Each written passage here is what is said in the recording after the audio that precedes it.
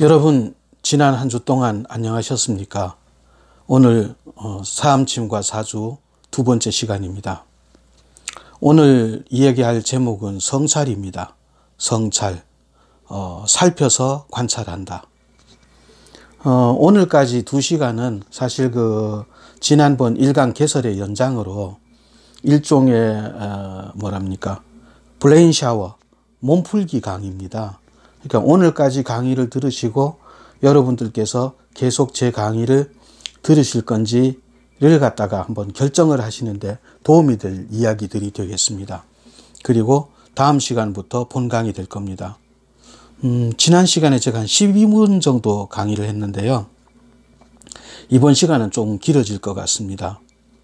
이번 시간에 강의 제목을 성찰이라고 정한 이유는 그동안에 제가 이 침일, 안마일, 사주일을 하면서 제가 느꼈던 여러 가지들을 한 4가지 정도의 큰 질문을 하고 거기에 제가 답을 찾는 과정, 그것들을 이야기하고자 합니다. 그 4가지 질문이라는 것은 첫째, 사주란 무엇인가? 둘째, 이 학문에도 고급 학문이 있고 그 다음에 이 저질 학문이 있는가? 세 번째, 미래를 예측한다는 것은 가능한 일인가? 네 번째, 그러면은 우리는 어떻게 행동하는 것이 바람직한 일인가? 이번에 이 시간을 만든 가장 큰 이유는요, 일종의 자부심에 관한 이야기입니다. 그럴 때 있으시죠? 내가 지금 하고 있는 일이 참 별로 폼나는 일이 아니다. 조금 더 폼나는 일을 하면 얼마나 좋을까? 왜 나는 이런 그늘에서 하는 일을 해야 될까? 여기에 대해서 제가 2가지 예를 들려고 하는데요. 하나는 삼성의 고 이병철 회장님 이야기고 하나는 제 자신이 겪었던 이야기입니다. 옛날에 한 50년대 후반, 60년대 이럴 때 이제 이병철 회장님이 그 당시에 인기가 있던 조미료 미원을 따라잡기 위해서 미풍이라는 조미료를 만들었어요. 만들어서 과연 이게 잘 팔릴까 어떨까 싶어서 공장에 현지 견학을 갔답니다. 가서 거기서 일을 끝내고 나오는 직원한테 물어봤대요.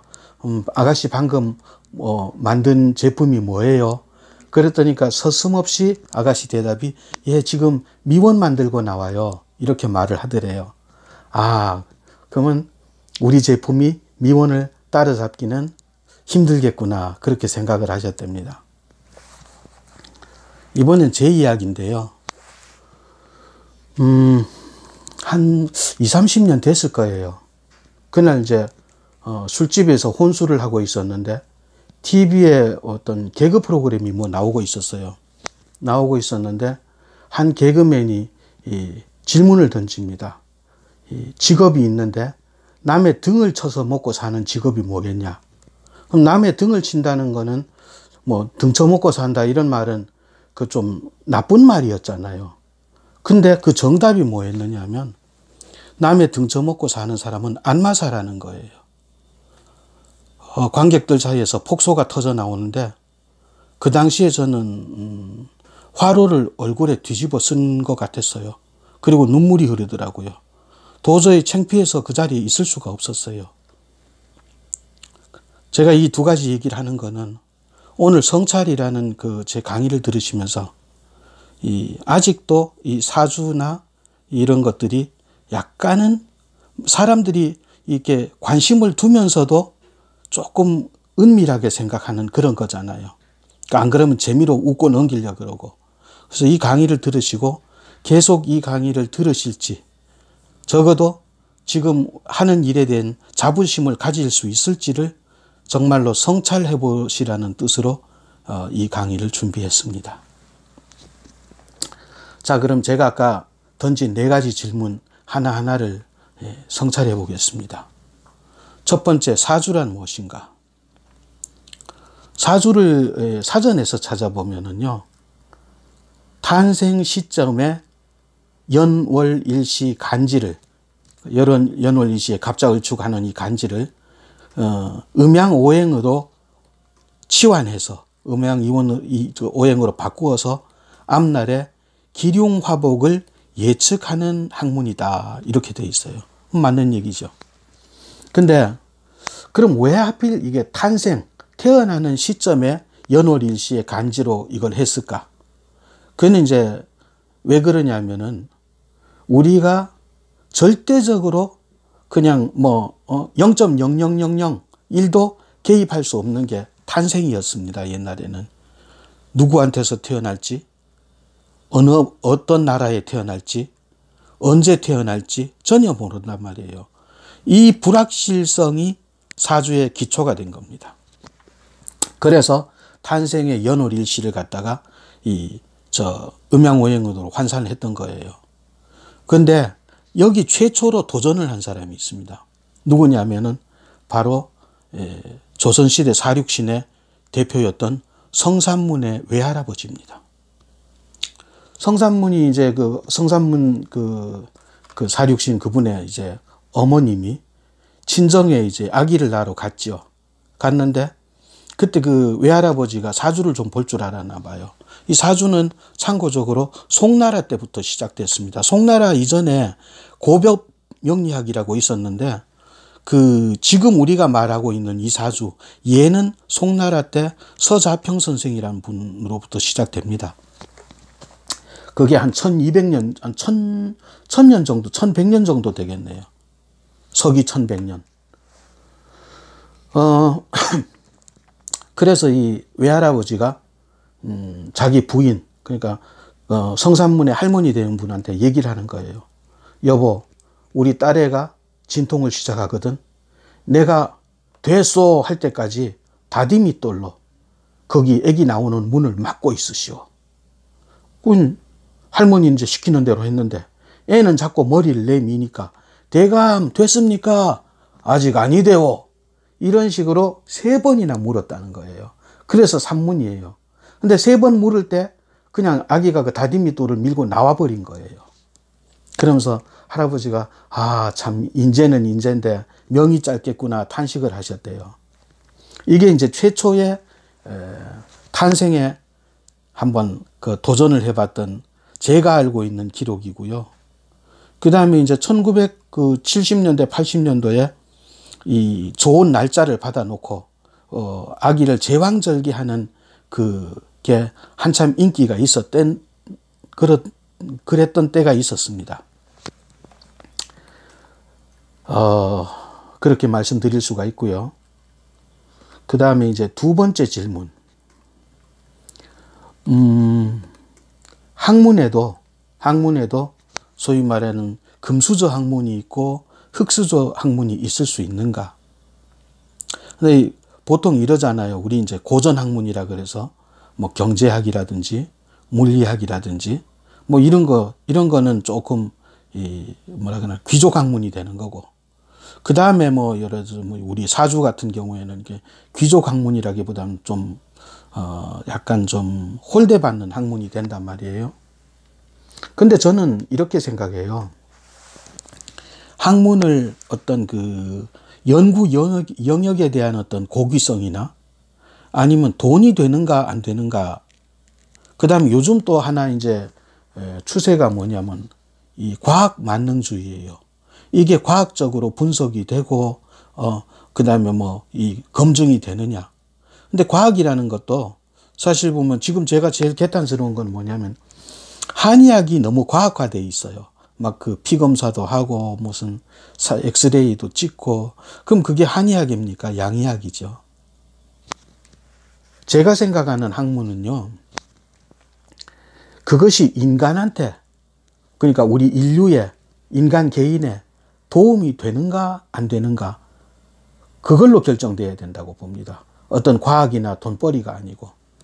예를 들어서 철학 같은 거. 철학은 우리의 어떤 인생이나 우주를 사유할 수 있잖아요. 그 다음에 신학 같은 거. 어떤 우주를 절대적으로 지배하고 있는 어떤 신에 대해서, 그 다음에 신과 교감하는 인간에 대해서 연구하는 거. 그 다음에 각종 예술들, 음악, 미술, 우리 영혼을 갖다가 이 카타르시스, 정화시킬 수 있는 그런 것들, 문학 같은 거. 그렇게 도움이 되면은 그게 학문이 되는 거예요. 학문이 꼭 돈 돼야 되고, 과학이라야 되는 건 아닌 거예요. 제가 생각하긴 그렇습니다. 그걸 갖다가 다시 좀, 편하게 말하면 인간에게 도움이 되는 거지만은, 조금 어렵게 말하면 그게 바로 이제, 실용주의 학문이 되겠죠. 인간에게 도움을 줄 수 있는 것. 그렇게 따진다면은, 사주도, 그 다음에 우리가 하고 있는 침도 분명히 어엿한 인간에게 도움을 주는 실용주의 학문이다. 이렇게 보는 겁니다.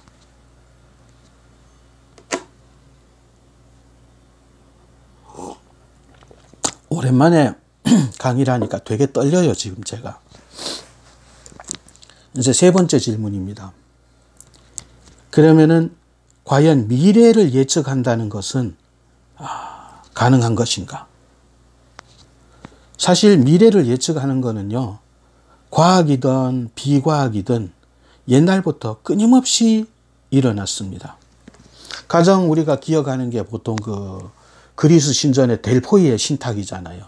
델포이의 신탁을 받고 뭐 소크라테스가 제일 위대한 사람이라는 말이 나왔고, 또 트로이 전쟁이 나왔고, 뭐 그런 거 아닙니까? 그 다음에 요즘 과학에서 그러면 우리가 아는 과학에서 가장 예측 많이 하는 게 뭡니까? 선거예요. 선거에 대해서 대표적으로 우리가 기억하는 게 저거예요. 트럼프랑 힐러리랑 대선했을 때, 그 당시 예측 결과로는 힐러리 당선 가능성이 95%였습니다. 그런데, 아니요, 99%였어요. 그런데 트럼프가 됐단 말이에요. 그 다음에 선거 다음으로 예측 많이 하는 게 뭡니까? 날씨입니다. 우리 여름만 되면 그러잖아요. 일기예보를 하는 게 아니라 일기 중계를 한다고. 근데 거기 계신, 기상청에 계신 분들은 정말 열심히 노력해서 도출한 결과란 말입니다. 그 다음에 또 뭐 있습니까? 증권 있죠. 그 다음에 경제 지표 경기 있죠. 끊임없이 예측을 하지만 틀립니다. 맞을 때도 있고요. 그렇지만은 인간은 계속 예측을 하지 않으면은 불안해서 살아갈 수가 없어요. 사주 또한 마찬가지고요. 그러면 이 사주가 미래를 과연 그럼 예측할 수 있는 힘이 어느 정도 되느냐? 이것은 어떤 과학적인 견해가 아니고 제 개인적인 견해입니다. 제 사견입니다. 제가 앞으로 이제 이게 강의를 쭉 해서 마지막에 이제 각종 이제 뭐라 그럽니까? 실례를 들 텐데, 그때 들 수 있는 사주가 뭐냐 하면은요, 이 살아있는 분들의 사주를 안 쓰기로 했어요. 괜히, 그것도 고객 정보 누출이 될까 봐요. 그래서 뭘 쓰기로 했느냐 하면, 도계 박재환 선생님이 쓰신 명리요강이라는 책이 있습니다. 예. 오줌 눌 때 누는 요강 아니고 명리요강이요. 명리를 간단하게 이제 요약해서 강의했다. 근데 명리요강 그 뒷부분에 보면은 간암, 뭐 심장병, 뭐 폐암 이런 걸로 유명을 달리하신 분들의 사주가 쭉 나와요. 그거를 이제 이 5장별로 간신, 비패신 분리해서 한 2개씩 소개를 할 겁니다. 뭐 돌아가신 분들이니까요. 근데 제가 그 사주를 살펴보면서 느꼈던 게 뭐냐면요, 분명히 이 시점에서 이분이 이 세상을 작별하실 때가 됐는데, 짧게는 한 1년, 길게는 한 5년 정도 더 사시다가 돌아가시는 거예요. 그래서 제가 느낀 게, 의학이 발달해서 이 연명술이 사람을 그러니까 사주로 하여금 예측을 못하게 하는구나, 그런 느낌을 받았습니다.